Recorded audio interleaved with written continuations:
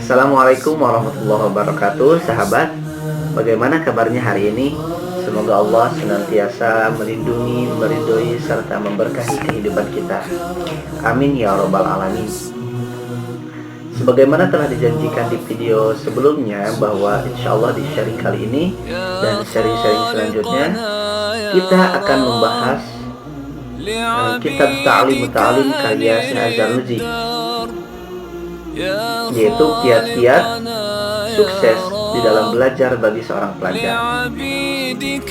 Nah, untuk sharing kali ini kita akan membahas pasal pertama di dalam kitab Ta'lim Ta'lim yang berkaitan dengan hakikat ilmu, fikih, dan keutamaannya.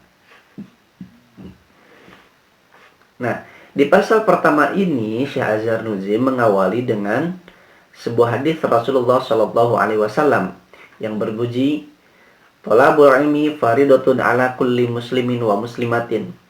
Menuntut ilmu itu wajib bagi setiap muslim, laki-laki dan perempuan. Menurut Syekh Azhar Nuji, yang diwajibkan bagi seorang muslim laki-laki dan perempuan ini bukanlah menuntut berbagai jenis ilmu, tetapi yang diwajibkan itu adalah ilmu yang akan diamalkan ataupun ilmu yang akan dilakukan di dalam kehidupan sehari-hari. Contohnya ilmu usuluddin, fikih, ataupun ilmu yang ada hubungannya dengan hal ihwal manusia, seperti kufur, iman, zakat, puasa, haji, dan lain sebagainya. Sebagaimana dikatakan bahwa ilmu yang lebih utama itu adalah ilmu yang akan diamalkan. Dan amal yang lebih utama itu adalah memelihara perbuatan dari sia-sia dan kerusakan. Jadi, yang diwajibkan itu adalah mempelajari ilmu-ilmu yang akan diamalkan sehingga terpelihara seseorang itu dari kesia-siaan dan kerusakan. Ya, jadi ilmu yang dia pelajari itu dapat memelihara seseorang itu dari kesia-siaan dan kerusakan di dalam amal perbuatannya. Setiap muslim juga menurut Syekh Azhar Nuji diwajibkan mempelajari ilmu yang berhubungan dengan kewajiban sehari-hari. Contohnya, seorang muslim diwajibkan untuk sholat. Maka wajib pula ia untuk mempelajari ilmu-ilmu yang berkaitan dengan sholat. Sehingga seorang muslim ini dapat menjalankan ataupun menunaikan kewajiban ini dengan cara yang sempurna, yang sesuai dengan syariat. Demikian pula bagi seorang muslim itu diwajibkan untuk mempelajari ilmu yang mengantarkannya untuk dapat menunaikan kewajibannya. Contohnya, ketika seseorang itu diwajibkan untuk sholat, wajib ia mempelajari tentang ilmu sholat. Nah, wajib pula ia mempelajari faktor-faktor pendukung ataupun yang dapat mengantarkan seseorang itu untuk melaksanakan sholat. Sehingga tidak hanya ilmu sholatnya saja yang dipelajari, tetapi faktor-faktor pendukung yang dapat seseorang menunaikan sholat secara sempurna ini juga wajib dipelajari. Nah, itu menurut Syekh Azhar Nuji. Nah, mempelajari tentang ilmu yang mengantarkan seseorang untuk melaksanakan kewajiban ini, hukumnya itu adalah wajib pula. Demikian pula wajib mengetahui masalah puasa. Nah, jadi seseorang muslim itu wajib mengetahui tentang puasa. Kenapa? Karena puasa itu adalah kewajibannya, kewajiban setiap muslim. Maka mempelajari ilmu tentang puasa juga adalah hukumnya wajib. Kemudian tentang zakat juga, mempelajari tentang ilmu zakat juga itu hukumnya wajib apabila seseorang itu sudah memiliki syarat harta sebagai syarat untuk menunaikan zakat. Nah, kewajiban mempelajari ilmu juga, ilmu haji juga itu dibebankan kepada seorang muslim apabila telah memenuhi syarat-syarat untuk memenunaikan ibadah haji. Maka ketika kita ataupun sebagai seorang muslim sudah memenuhi syarat-syarat untuk melaksanakan haji, maka wajib hukumnya bagi kita untuk mempelajari ilmu haji sehingga kita dapat melaksanakan ibadah haji itu secara sempurna. Nah, menurut Syekh Az-Zarnuji, bagi seorang pedagang juga itu hukumnya wajib untuk mempelajari ilmu muamalah tentang jual beli. Kenapa? Karena dengan mempelajari ilmu muamalah di dalam bab jual beli ini, seorang pedagang itu dapat terpelihara dari keharaman di dalam transaksi jual belinya itu. Nah, Syekh Muhammad bin Hasan pernah ditanya, "Mengapa engkau tidak mengarang kitab tentang juhud?" Beliau menjawab, "Aku tidak mengarang kitab tentang juhud, tetapi aku telah mengarang kitab tentang jual beli." Maksudnya adalah, yang dinamakan juhud menurut Syekh Muhammad bin Hasan adalah seseorang yang menjaga diri dari perkara-perkara syubhat, yaitu tidak jelas status hukumnya, apakah itu halal, haram, makruh, mubah, ataupun lain sebagainya, dan hal-hal yang makruh di dalam berdagang. Jadi mengetahui tentang perkara-perkara syubhat, mengetahui tentang kemakruhan di dalam berdagang, dan juga menjaga diri dari perkara-perkara tersebut, itu sudah merupakan bagian dari zuhud menurut Syekh Muhammad. Jadi menurut Syekh Muhammad bin Hasan tidak perlu saya mengarang kitab zuhud karena saya sudah mengarang tentang kitab jual beli, di mana di dalam kitab ini itu dibahas tentang segala sesuatu yang dapat menjaga kita dari perkara syubhat ataupun perkara-perkara yang makruh di dalam berdagang. Demikian pula wajib bagi setiap muslim menurut Syekh Az-Zarnuji untuk mempelajari ilmu bermasyarakat, ilmu bersosial. Karena apa? Karena kita juga perlu bersosial, perlu bermasyarakat yang sesuai dengan syariat Islam. Sehingga di dalam bermasyarakat itu dengan ilmu bermasyarakat ini menjadikan kita itu lebih terpelihara dari hal-hal kesia-siaan dan juga kerusakan. Nah, wajib pula bagi seorang muslim itu mempelajari tentang teori-teori di dalam bekerja. Karena apa? Karena apabila kita bekerja, maka tentulah harus mengetahui ilmu tentang pekerjaan kita.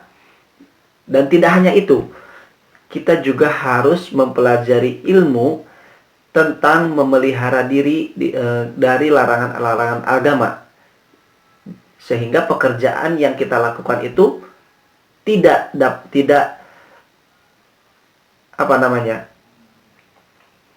bertentangan dengan syariat-syariat agama. Dan juga setiap muslim itu diwajibkan mengetahui ihwal hatinya untuk bertawakal kepada Allah, kembali roja takut kepada Allah, dan juga rela akan hukum-hukum Allah dan ketetapannya. Kenapa? Karena apabila terjadi sesuatu di dalam diri seorang muslim, dia sudah mengetahui apa yang harus dilakukan. Apakah itu bertawakal, apakah itu kembali kepada Allah, ataupun takut kepada Allah, mengharap kepada Allah. Jadi ketika terjadi sesuatu itu, seorang muslim itu sudah dapat mengamalkan ilmu yang telah mereka pelajari. Adapun kemuliaan ilmu, siapapun tidak akan menyaksikannya, sebab ia merupakan sifat pemberian Allah yang diberikan khusus bagi umat manusia. Jadi, ilmu itu khusus diberikan kepada umat manusia.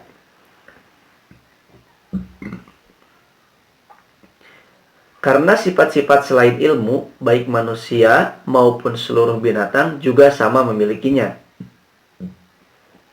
Seperti sifat pemberani, kuat, sosial, giat, dan lain sebagainya. Nah, jadi kelebihan manusia dari makhluk lainnya adalah manusia itu Allah karuniakan ilmu, sedangkan makhluk yang lainnya tidak. Maka dengan ilmu ini Allah menampakkan ketinggian derajat Nabi Adam alaihissalam melebihi para malaikat. Sehingga dengan ilmu ini juga Allah perintahkan para malaikat ini untuk senantiasa menghormat dan bersujud kepada Nabi Adam alaihissalam.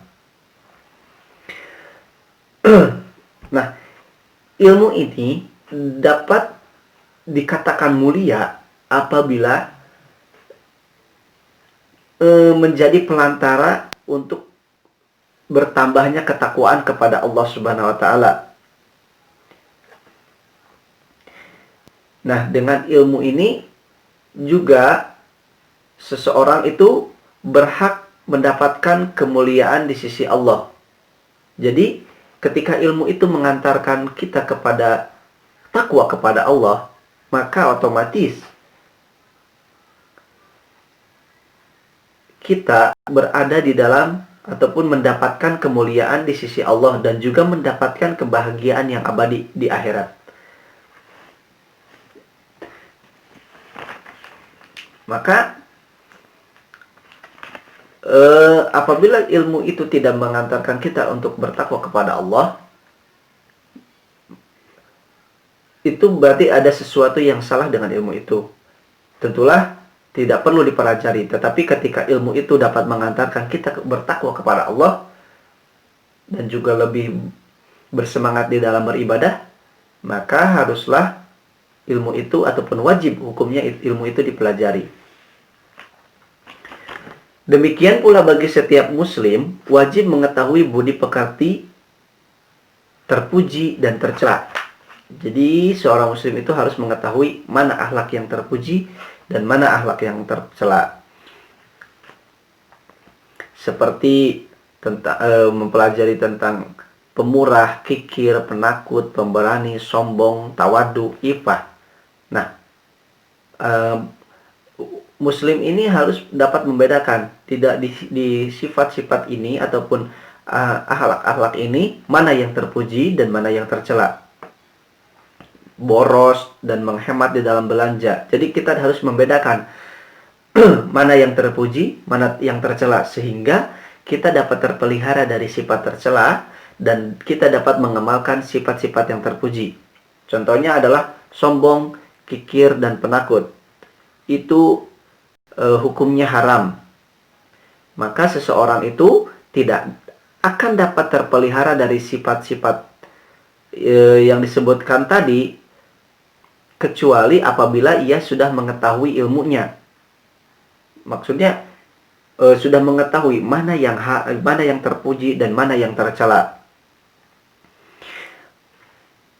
Makanya wajib bagi setiap muslim itu mempelajari tentang budi pekerti ini, tentang tentang akhlak ini, sehingga seseorang itu dapat terpelihara dari sifat yang tercela dan dapat mengamalkan sifat-sifat yang terpuji. Adapun menjaga sesuatu yang akan terjadi secara temporer pada waktu-waktu tertentu, maka hukumnya fardu kifayah. Jika sebagian penduduk sudah ada yang mengerjakannya, maka seluruh penduduk yang lain sudah dianggap gugur kewajibannya. Tetapi jika sama sekali tidak ada seseorang yang mengerjakannya, maka berdosalah seluruh penduduk itu. Maka seorang imam wajib memerintahkan penduduk untuk mengerjakan fardu kifayah dan memaksa kepada penduduk setempat untuk menegakkannya. Nah, jadi mempelajari sesuatu atau mempelajari ilmu yang dibutuhkan di dalam waktu-waktu yang tertentu itu hukumnya fardu kifayah. Maksudnya adalah apabila ada seseorang yang mempelajari sebuah ilmu yang dibutuhkan di saat-saat tertentu ini, sudah ada yang ahli, maka gugurlah kewajiban ini untuk yang lainnya. Jadi tidak harus setiap orang untuk mempelajarinya. Cukuplah satu orang ataupun dua orang di dalam satu kampung ini untuk mempelajari sebuah ilmu. Tetapi apabila tidak ada sama sekali yang mempelajarinya, maka berdosalah seluruh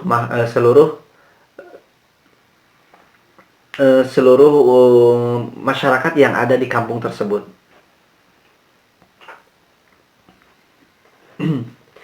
Karena mengetahui ilmu yang diperlukan bagi seseorang pada situasi dan kondisi tertentu itu bagaikan makanan yang harus dimakan setiap individu. Sedangkan apabila mempelajari ilmu yang kemungkinan terjadi pada saat-saat tertentu, itu ibarat obat. Apabila ada yang sakit ataupun membutuhkan, maka segera itu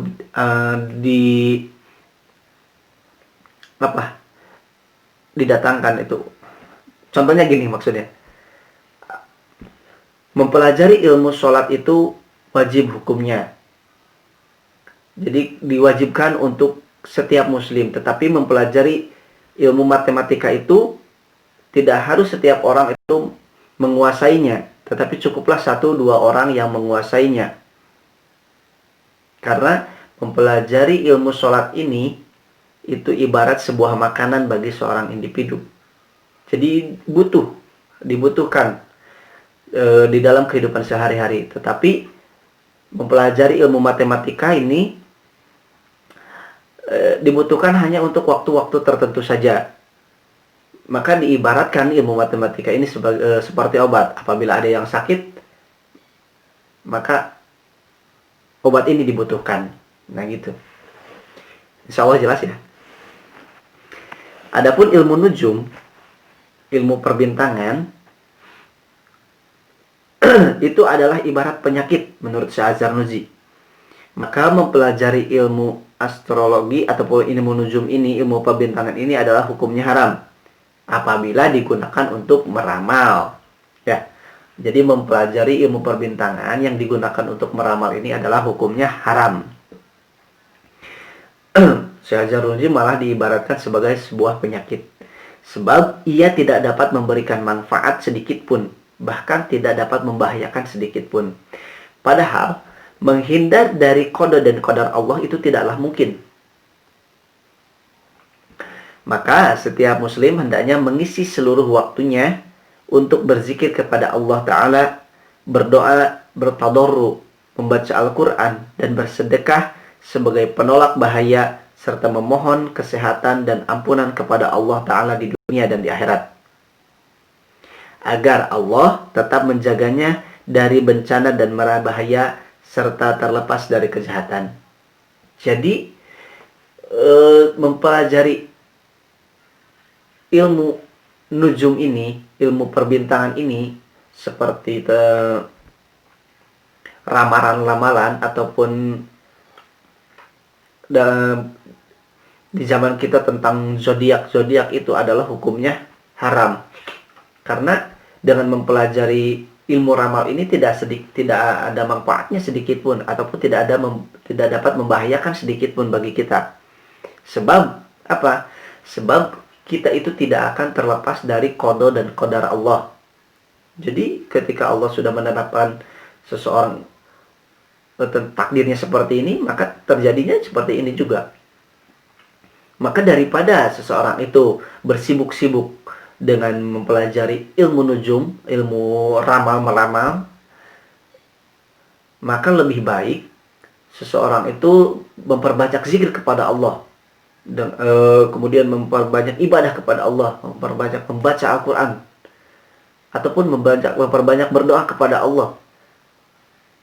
Sehingga dengan berdoa ini, dengan ibadah-ibadah ini, dengan zikir-zikir ini, Allah senantiasa menyelamatkan kita, menyelamatkan kehidupan kita dari mara bahaya, baik itu di dunia dan di akhirat.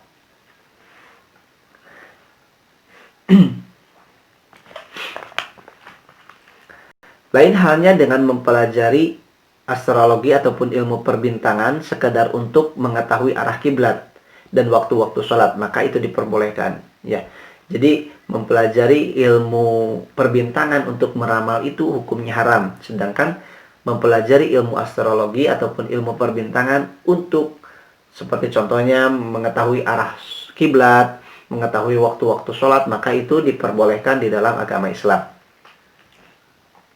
Adapun mempelajari ilmu kedokteran maka diperbolehkan, sebab ia merupakan salah satu sebab untuk mengetahui bermacam sebab, sebagaimana sebab-sebab yang lain. Nah, mempelajari ilmu kedokteran itu hukumnya diperbolehkan, sebab dengan ilmu kedokteran itu kita dapat mengetahui ini penyakit apa, kemudian obatnya apa, ini penyakit apa, bagaimana cara mengatasinya. Nah, dengan mempelajari ilmu kedokteran ini kita mengetahui satu sebab, sehingga kita juga mengetahui sebab-sebab yang lain yang berkaitan dengan sebab tersebut. Kenapa diperbolehkan? Sebab Nabi Muhammad SAW pun pernah melakukan pengobatan. Diriwayatkan bahwa Imam Asy-Syafi'i rahimahullah pernah berkata, ilmu itu ada dua macam, yaitu ilmu fikih untuk mengetahui peraturan agama dan ilmu kedokteran untuk mengetahui kondisi tubuh. Sedangkan selain keduanya ibarat hidangan di dalam resepsi. Adapun pengertian ilmu menurut Syekh Az-Zarnuji adalah merupakan sarana yang dapat menjadikan jelasnya pengertian bagi pemiliknya.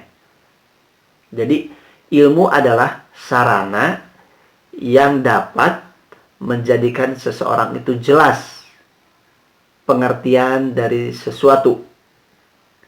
Ya, jadi ilmu adalah merupakan sarana yang dapat menjadikan jelasnya sesuatu itu bagi pemiliknya. Sedangkan fikih adalah mengetahui suatu ilmu secara detail. Jadi berbeda ya. Ilmu adalah sarana untuk mengetahui sesuatu, sarana untuk memperjelas sesuatu, sedangkan fikih adalah mengetahui sesuatu itu ataupun mengetahui segala sesuatu dengan secara detail. Imam Abu Hanifah rahimahullah berkata, fikih adalah mengetahui kebaikan dan kejelekan yang bermanfaat dan yang membahayakan diri. Nah, beliau juga mengatakan tujuan ilmu itu adalah untuk diamalkan. Seperti Syekh Az-Zarnuji bilang tadi ya. Tujuan ilmu itu untuk diamalkan, dan mengamalkan ilmu adalah meninggalkan kesibukan mengurus keduniaan untuk mencari kebahagiaan akhirat. Maka sebaiknya manusia itu jangan sampai melalaikan dirinya. Ia harus mengetahui perkara yang memberikan manfaat bagi dirinya dan yang membahayakan dirinya, baik di dunia maupun di akhirat, sehingga ia dapat memetik hal-hal yang bermanfaat dan menghindari hal-hal yang berbahaya, agar akal dan ilmu tidak menjadi dalih dan menyebabkannya bertambah siksanya. Kita berlindung kepada Allah dari murka dan siksanya. Jadi menurut Imam Abu Hanifah, fikih itu adalah mengetahui kebaikan dan kejelekan sesuatu, sehingga kita juga mengetahui manfaat dan juga bahayanya. Nah, menurut Imam Abu Hanifah, tujuan daripada ilmu itu adalah untuk diamalkan.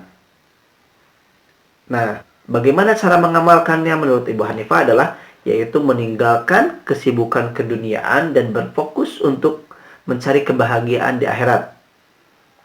Jadi, Dengan ilmu ini, seseorang itu harus mengetahui perkara-perkara mana saja yang dapat memberikan manfaat dan perkara-perkara mana saja yang dapat membahayakan dirinya, baik itu di dunia maupun di akhirat. Nah, dengan ilmu ini juga seorang itu dapat memetik hal-hal yang bermanfaat dan menghindari hal-hal yang berbahaya, agar akal dan ilmu ini, ataupun ketika ilmu ini kita ketahui, itu tidak menjadikan bertambahnya siksaan kepada kita. Nah, itu tujuan daripada ilmu menurut Imam Abu Hanifah.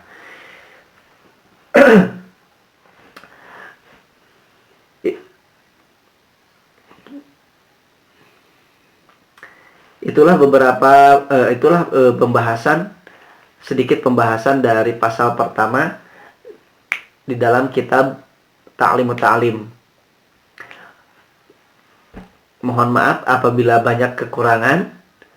Semoga dengan membahas kitab Ta'limut Ta'lim ini dapat memberikan manfaat bagi para sahabat. Dan juga semoga Allah memberkahi ilmu kita. Amin ya rabbal alamin. Mohon maaf atas segala kekurangan. Sekali lagi terima kasih atas perhatiannya. Assalamualaikum warahmatullahi wabarakatuh.